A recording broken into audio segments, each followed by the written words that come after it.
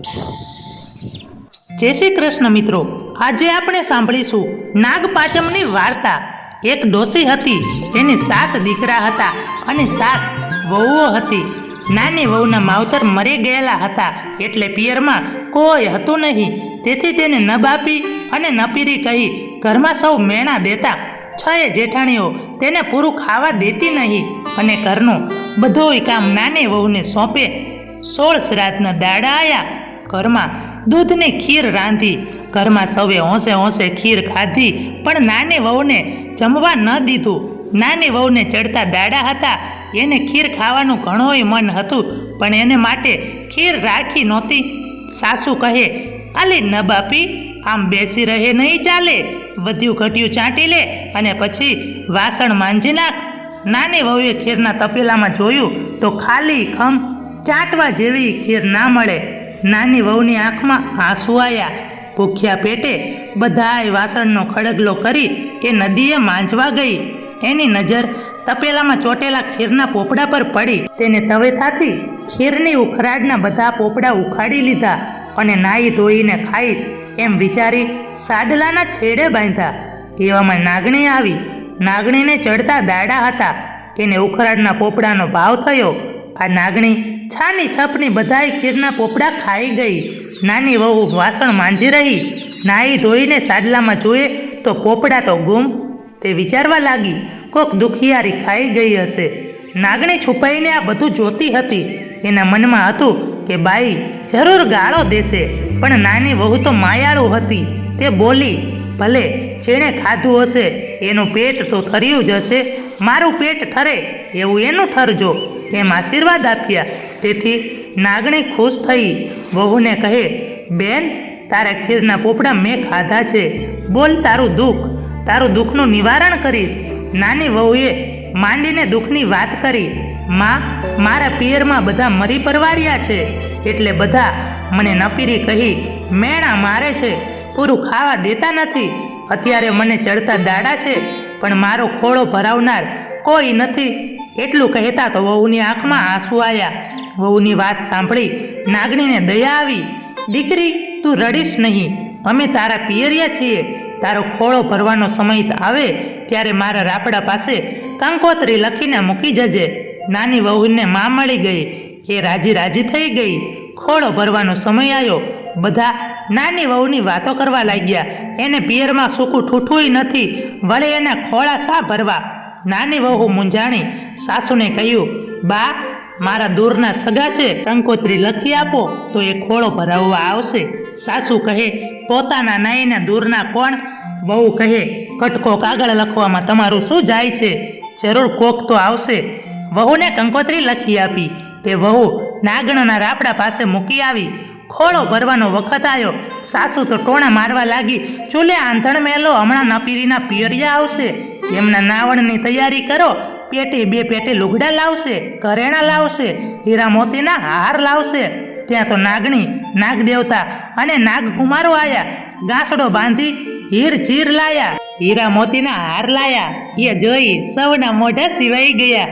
ન કોઈ બોલે ન કોઈ ચાલે, ચૂલે તો આંધણ ચડ્યા। નાગદેવે કહ્યું, અમે તો દૂધના પીનારા, મોઢે દૂધ મૂકો। દૂધના દેગડા ચડ્યા, એક ઓરડામાં દૂધના તપેલા મૂક્યા। નાગદેવો તો ચપોચપ દૂધ પી ગયા। વહુનો ખોળો ભરાવા માંડ્યો। વહુને હીરના ચીર, સોના રૂપાના દાગીના, જર જવાહીર, હીરા માણેક આપ્યા। સાસરિયા તો ઝાંખા પડી ગયા। નાગદેવ કહે, અમે અમારી સાથે બહેનને લઈ જાશું અને સુવાવડ પછી મૂકી જઈશું। વહુને લઈ નાગદેવતા ચાલ્યા। બધા એક ભોંયરામાં ઉતર્યા। નાગદેવ કહે, દીકરી, ગભરાઈશ નહીં, અમારી પાછળ ચાલી આવો। ભોંયરામાં જઈને જુએ તો મોટો મહેલ દીઠો। વહુ તો રાજી થઈ ગઈ। ઈંડોળા ખાટ પર બેસીને વહુ તો ઝૂલવા લાગી। નાગણી કહે, બહેન, આ નાગકુમારો તારા ભાઈ છે, તને જરાય દુઃખી નહીં થવા દે। ખા પી અને મજા કર, પણ એક કામ તારે કરવું પડશે। રોજ સવાર, બપોર અને સાંજ 3 વખતે ઘંટડી વગાડજે, એટલે નાગકુમારો દૂધ પીવા આવશે। એમને દૂધ પીવડાવવાનું કામ તારે કરવાનું। દિવસો જતા હતા। નાની વહુને દેવરૂપ જેવો દીકરો જન્મ્યો। છોકરો તો દાડે ને દાડે મોટો થતો ગયો। એક વખત ઉકળતું દૂધ બહુ ટાઢું પાડવા મૂકીને વહુ તો બહાર ગઈ. રમતો રમતો છોકરો દૂધના વાસણ પાસે આવ્યો અને ઘંટડી જોઈ છોકરાએ વગાડી એટલે બધાય નાગકુમારો સડસડાટ ભેગા થઈ ગયા. નાગકુમારોને જોઈ છોકરો બિયાણો. એના હાથમાંથી ઘંટડી પડી ગઈ. તેથી 2 નાગકુમારોના પૂંછડા કપાઈ ગયા. બીજા નાગકુમારો દૂધ પીવા ગયા તેથી તેમના મોઢા બળી ગયા. નાગકુમારો તો બાંડિયા બૂચિયા બની ગયા. નાની વહુ આવીને જોઈએ તો નાગકુમારો બાંડિયા બૂચિયા બની ગયેલા હતા. તેમને ક્રોધ ચડ્યો. તે બોલ્યા, આજ તારા છોકરાને જીવતો નહીં છોડીએ, તેને કરડી ખાશું. વહુ તો ગભરાઈ ગઈ, પણ નાગમાતા આવી ગયા અને તેને બધાય નાગકુમારને શાંત કર્યા. પણ તેમના મનમાં ઝેર રહી ગયું. વહુને સાસરે વળાવવાનો સમય આવ્યો. મનગમતો દાયજો દીધો. સોના રૂપાની પહેરામણી કરી હોનાનો ચૂડલો આપ્યો. નાગમાતા કહે, બેન, દુઃખ પડે તેથી અહીં આવજે, અમે જરૂર મદદ કરીશું. વહુ તો સાસરે આવી.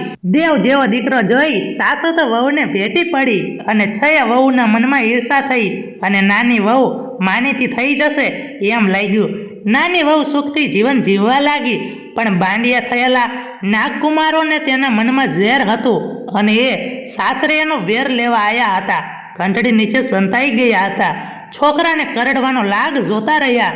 એટલામાં વહુ પાણીનું બેડું ભરીને આવી અને ઉંબરામાં આવતા તેને ઠોકર લાગી અને એ બોલી, ખમ્મા મારા બાંડિયા બૂચિયા વીરને. નાગકુમારો વિચારમાં પડ્યા. હજી બહેન આપણને કેટલાક હેતથી સંભાળે છે. બીજે દિવસે વહુ પાણી ભરવા ગઈ. ત્યાં છાના છપના બાંડિયા બૂચિયા નાગકુમારો પહોંચી ગયા. વહુ વાવમાં ઉતરવા લાગી. ત્યાં વહુને ઠેસ લાગી. નાની વહુ ફરી બોલે, ખમ્મા મારા બાંડિયા બૂચિયા વીરને. નાગકુમારોને બહેનનો ઊંચો પ્રેમ જોઈ છાના છપના પાછા વળી ગયા. આમ એક દિવસ મોટી વહુની દૂધની તાંબડી છોકરાએ ઢોળી નાખી.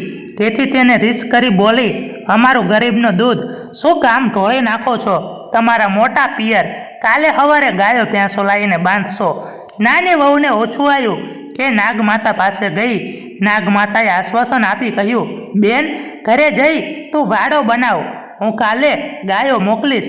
વહુ તો ઘરે આવી વાડો તૈયાર કરાયો. બીજે દિવસે બાંડિયા બૂચિયા ભાઈઓ ગાયો લઈને આવ્યા. બહેનનો આખો એ વાડો ગાયોથી ભરાઈ ગયો. બહેન તો ઓવારણા લેવા લાગી. વાડો ભરાતા વધેલી ગાયો નાની વહુએ જેઠાણીને આપી. જેઠાણીઓ રાજી થઈ ગઈ. એમના દિલની રીસ જતી રહી. નાની વહુને સૌની ઉપર પ્રેમ રાખ્યો તેથી તેનું સારું થયું. નાગદેવતાની કૃપાથી નાની વહુનું દુઃખ દૂર થયું. હે નાગદેવતા, કરો સહાયતા. જય નાગદેવતા, ગુણ તમારા ગવાતા. જેવા નાની વહુને ફળ્યા એવા અમને ફળજો અને હવને ફળજો. મિત્રો, વિડીયો પસંદ આવ્યો હોય તો વિડીયોને લાઈક કરી અને ચેનલને સબસ્ક્રાઈબ કરવાનું ભૂલશો નહીં.